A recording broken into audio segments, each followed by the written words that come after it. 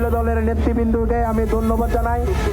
আমাদের যেই নেতৃবৃন্দ এসেছেন আমি প্রত্যেকের নাম বলতে পারতেছি না, এবং সবাইকে আমি সলিমপুরের বিএনপির পক্ষ থেকে আন্তরিক ধন্যবাদ জানাই। এবং লায়ন আসলাম চৌধুরী আপনাদেরকে ধন্যবাদ জানিয়েছেন। টেলিফোনের মাধ্যমে আমরা যখন বাইপাসের মুখে যখন আমরা জমায়েত হয়েছি তখন আসলাম চৌধুরী আমাকে ফোন করেছে, বলেছেন রাস্তা যেন অবরোধ না করে, আমরা অবরোধ ছেড়ে দিয়েছি।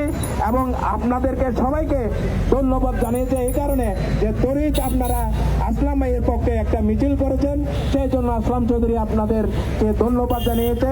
এবং আগামীতে আসলাম চৌধুরী এইভাবে কোনো নির্দেশনা দিলে আপনারা যেভাবে তড়িৎ গতিতে আবার এই নির্দেশনা নেবেন এই আশা ব্যক্ত করেছেন। এবং আজকের এই মিছিলের যেই মিছিল মেকার যাকে বলা হয়, ফুটবল খেলার যে রিঙ্গের প্লেয়ার থাকে, মধ্যমাঠের প্লেয়ার থাকে, সেইভাবে আজকে সলিমপুরের মধ্যমাঠ ছিল জন রুকনুদ্দিন মেম্বারের মাধ্যমে আমরা যে আজকে মিছিল করেছি। আমি আমার পক্ষ থেকে আমার সিনিয়র নেতৃবৃন্দ আছে, জনাব হাসেম ভাই, জনাব কামাল আবু কালাম চৌধুরী ভাই এবং সবাইয়ের নেতৃত্বে আজকে রুকনুদ্দিন মেম্বারকে আমি আবার ধন্যবাদ জানাই।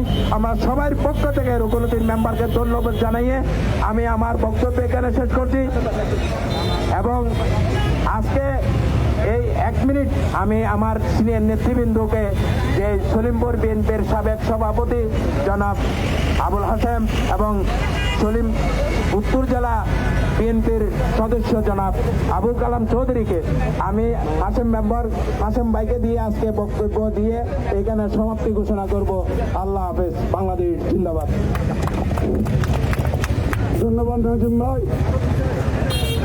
আদালতের রায়ের একটা জিনিস আমাদের বুঝতে হবে, আমরা আদালতের রায়কে অপেক্ষা করছি না।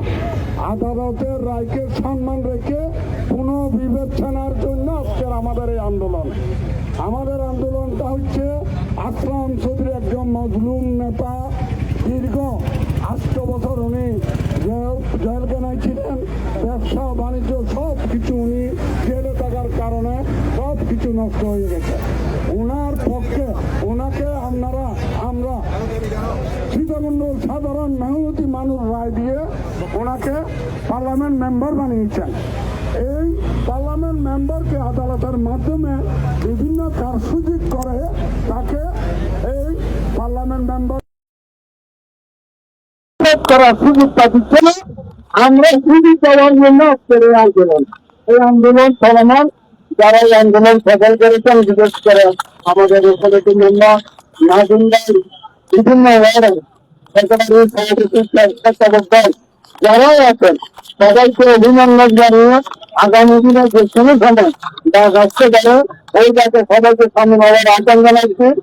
যোগনন্দা যেভাবে ডাক দিবে সেভাবে সবাইকে খবর দেওয়ার জন্য আহ্বান জানিয়ে এখানে আলোচনা সভা বিক্ষোভ মিছিল সমাপ্তি ঘোষণা করলাম। আসসালামু আলাইকুম।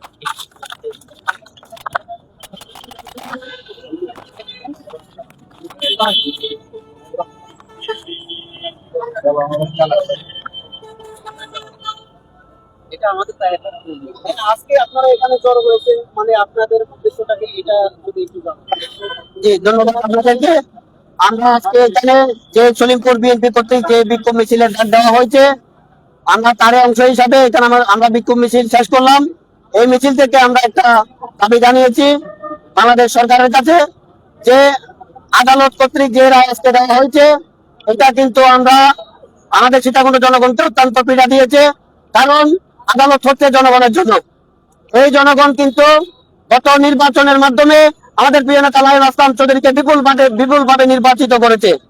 আমরা সেই জনগণের আকাঙ্ক্ষাকে, নির্বাচনকে যাতে আদালত সম্মান করে তার রায় পুনঃ বিবেচনা করে আমাদের প্রিয় নেতা লায়ন আসলাম চৌধুরীকে যাতে শপথ নেওয়ার ব্যবস্থা করে দেয়, সেজন্য আমরা আজকে আহ্বান জানাচ্ছি। অন্যথায় কিন্তু জনগণ কিন্তু এটা রাজপথে কিন্তু তাদের দুর্বার আন্দোলন গড়ে তুলবে ইনশাল্লাহ। ধন্যবাদ আপনাদেরকে।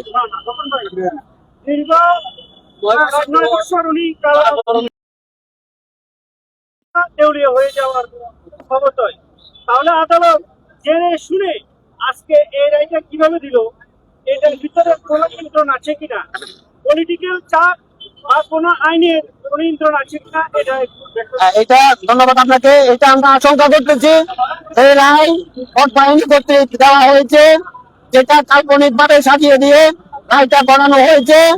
কারণ আমাদের নেতা লাইন আসলাম চৌধুরী যে ত্যাগ গণতন্ত্রের জন্য যে ত্যাগ স্বীকার করেছেন, দীর্ঘ বছর 7-8 বছরের উপরে জেল কেটেছেন, তার পরিবারের সদস্যরা জেল কেটেছেন, তার নেতা কর্মীরা অসংখ্য নেতা কর্মী মৃত্যুবরণ করেছেন এবং জেল কেটেছেন একমাত্র গণতন্ত্রের জন্য, জাতীয়তাবাদের জন্য উনি নিজের জীবন বিসর্জন দিয়েছে। যে রায় আজকে দেওয়া হয়েছে সেটা ভোট বাহিনী কর্তৃক।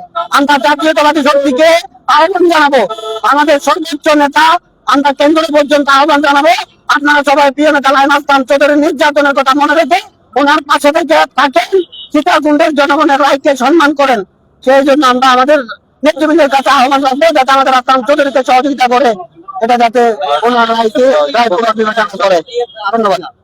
আদালতের প্রতি বা এই বিএনপি দলীয় হাইকমান্ডের প্রতি আপনাদের কোনো প্রত্যাশা আছে? আদালতকে আমরা সর্বোচ্চ সম্মান করি, আদালতের রায়, কিন্তু যে ভোট বাহিনী কর্তৃক বারবার বলতেছি যে রায় দেওয়া হয়েছে সেটা আদালতের প্রকৃত রায়ের প্রতিফলন হয় নাই মনে করতেছি।